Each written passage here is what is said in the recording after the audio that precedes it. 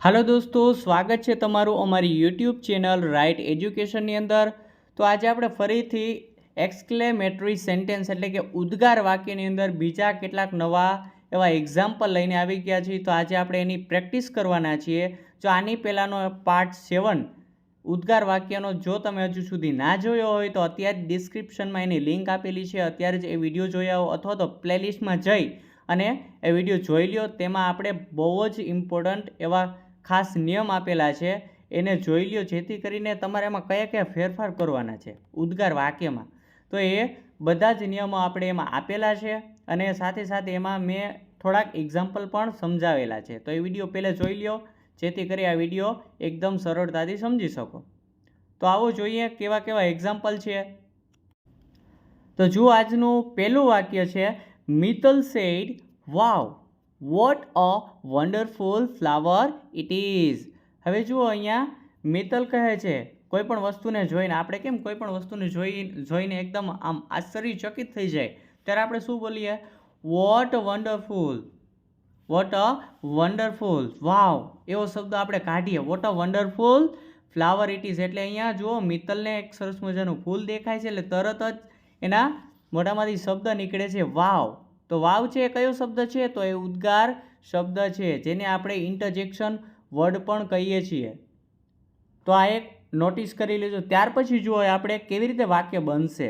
તો સૌથી પહેલાં એનું નામ આવશે મિત્તલ, ત્યાર પછી તમારે એક્સક્લેમ્ડ વિથ આ શબ્દને ભૂલવાનો નથી, કારણ કે અહીંયા ક્રિયાપદને જોડવા માટે આ શબ્દ ખાસ જરૂરી છે, એક્સક્લેમ્ડ વિથ। ત્યાર પછી શું કરવાનું છે? જુઓ, અહીંયા લાગણી કઈ છે એ જોવાની। તો અહીંયા આશ્ચર્યચકિત થઈ ગઈ છે, વાવ। જુઓ, અહીંયા શબ્દ છે વાવ આપેલો છે। તો યાદ છે આપણે જે આગળના વિડીયોમાં કીધેલું હતું એ રીતે વાવ છે, હુરે છે, આવા શબ્દને કાઢી નાખવાના છે। એની જગ્યાએ આપણે શું મૂકશું? અહીંયા ક્રિયાપદ સાથે સરપ્રાઈઝ। કેમ? કારણ કે અહીંયા એને આશ્ચર્ય થયું એટલા માટે સરપ્રાઈઝ। ત્યાર પછી વાક્ય શેનેથી જોડાશે? ધેટથી વાક્ય જોડાશે, એટલે આપણે અહીંયા ધેટ લખી દેવાનું છે। પછી શું કરવાનું છે?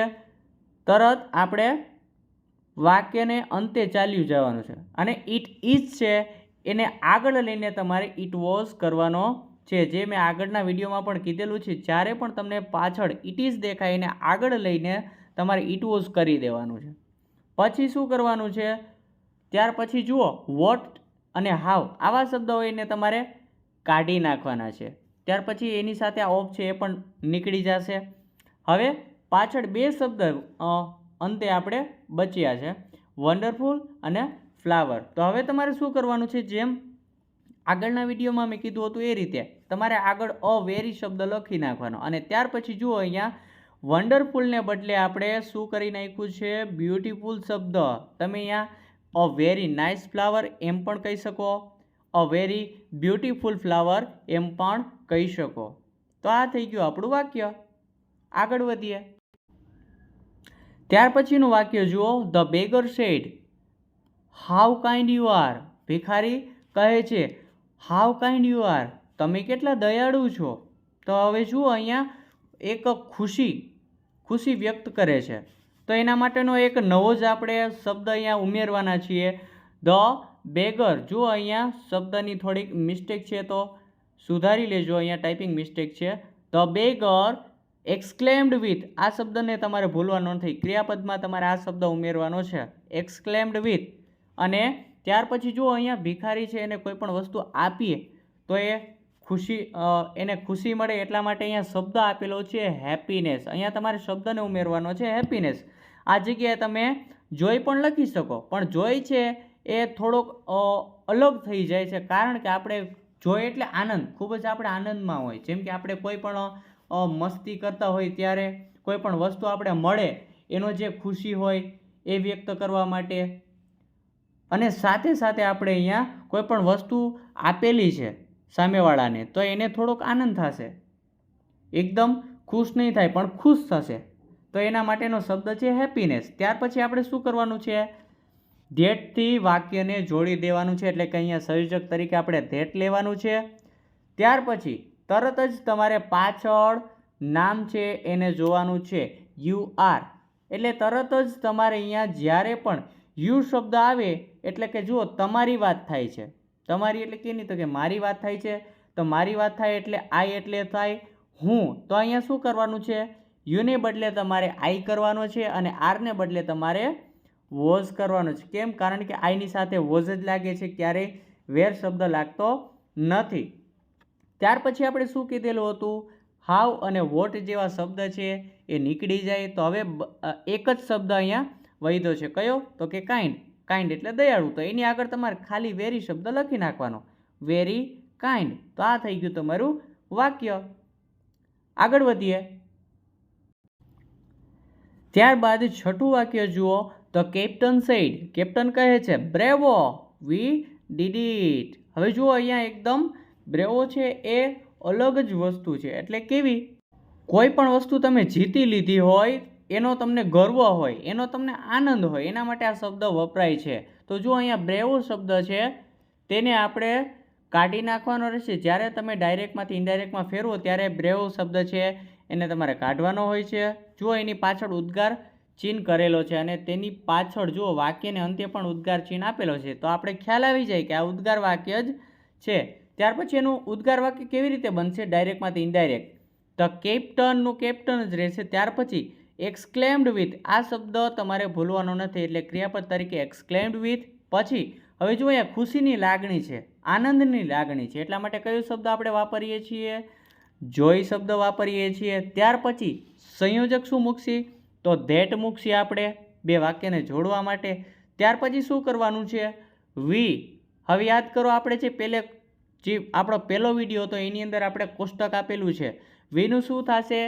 વીનું તમારે દે કરવાનું રહેશે. ત્યાર પછી ડીડ છે તો ડીડનું યાદ કરો આપણે, ડીડનું હેડ થાય એટલે કે હેડ કરવાનું છે. અને અહીંયા કોઈ પણ વસ્તુ પૂરી કરી લીધી છે, મેળવી લીધું છે. તો અહીંયા પૂરું કરી લીધું હોય તો ક્રિયાપદ તમારે ડન લખી દેવાનું છે અને ઈટનું ઈટ જ રહેશે. આ થઈ ગયું વાક્ય. ત્યાર પછી આપણે નેક્સ્ટ વાક્ય જોઈએ. 7મું વાક્ય જુઓ. The master said to the servant. Master છે એ, અથવા તો તમે અહીંયા બોસ પણ શબ્દ વાપરી શકો છો કે બોસ તેના નોકરને કહે છે. સર્વન્ટ એટલે નોકર. How careless you are.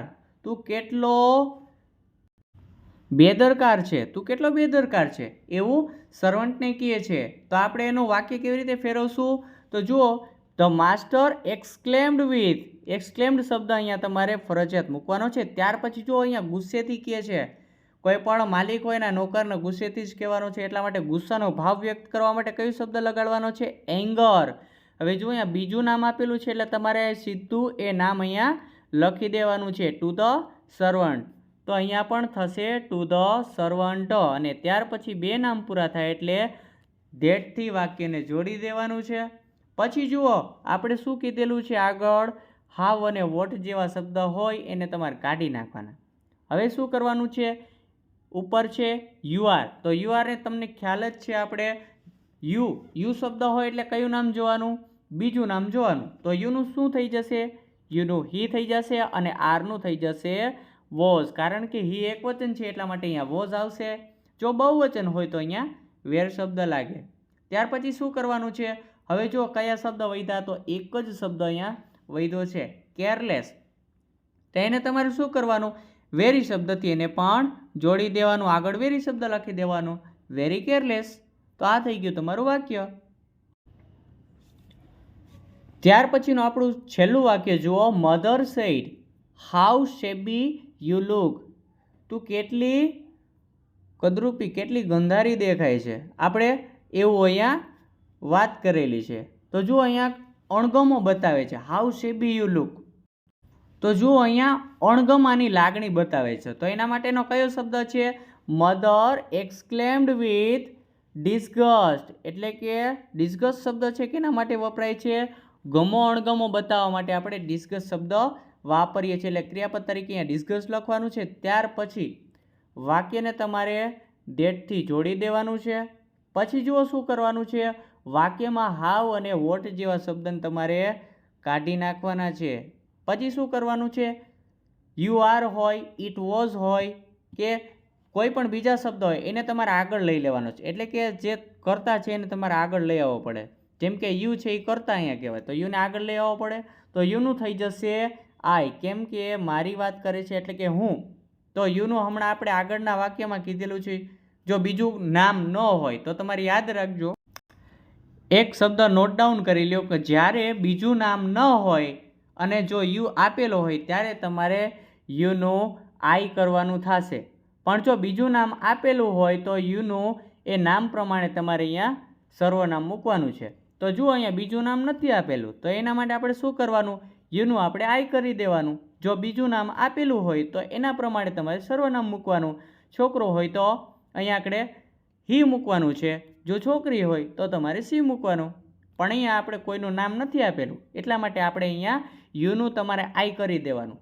ત્યાર પછી શું કરવાનું છે, ત્યાર પછી ક્રિયાપદ જુઓ લુક આપેલું છે, તો લુકનું આપણે V1 છે એટલે કે મૂળ ક્રિયાપદ છે, તો એને આપણે V2 માં ફેરવવાનું રહેશે, એટલે કે ભૂતકાળ એનું કરવાનું રહેશે. તો અહીંયા લુકનું થઈ જશે લુકડ, એટલે કે જુઓ પાછળ ઈડી લાગી જાય ભૂતકાળ બનાવવા માટે. તો હવે આ બધા શબ્દ નીકળી ગયા. તો હવે એક જ શબ્દ અહીંયા બચેલો છે, કયો શબ્દ, સેબી. સેબી એટલે ગંધારું. તો હવે અહીંયા અણગમો બતાવવા માટે ગંધારું કીધેલું છે, તો હવે એના માટે કયો શબ્દ છે, આગળ તમારે વેરી શબ્દ લગાડી દેવાનો અને પાછળ એ શબ્દ બેઠે બેઠો મૂકી દેવાનો. સેબી છે તો સેબી, જે કોઈ પણ શબ્દ હોય એ તમારે અહીંયા પાછળ લખી દેવાનો. તો આ થઈ ગયું તમારું વાક્ય. તો આ હતા આજના કેટલાક ઉદ્ગાર વાક્ય. જો તમને વિડીયો ગમ્યો હોય તો વિડીયોને લાઇક કરજો, તમારા મિત્રો સાથે શેર કરજો, અને હજુ સુધી જો આ ચેનલને તમે સબસ્ક્રાઈબ ના કરી હોય તો વિડીયોના નીચે રેડ કલરનું સબસ્ક્રાઈબ બટન છે, સબસ્ક્રાઈબ કરી લ્યો. સાથે સાથે બાજુમાં બેલ જેવી નિશાની છે એને પણ ક્લિક કરી દો, અને સાથે સાથે એમાં ઓલ ક્લિક કરી દેજો, જેથી કરીને અમારું કોઈ પણ નવું વિડીયો અપલોડ થાય એનું નોટિફિકેશન સૌથી પહેલાં તમને મળી જાય. તો મળીશું નેક્સ્ટ વિડીયોમાં. ત્યાં સુધી જય હિન્દ, વંદે માતરમ.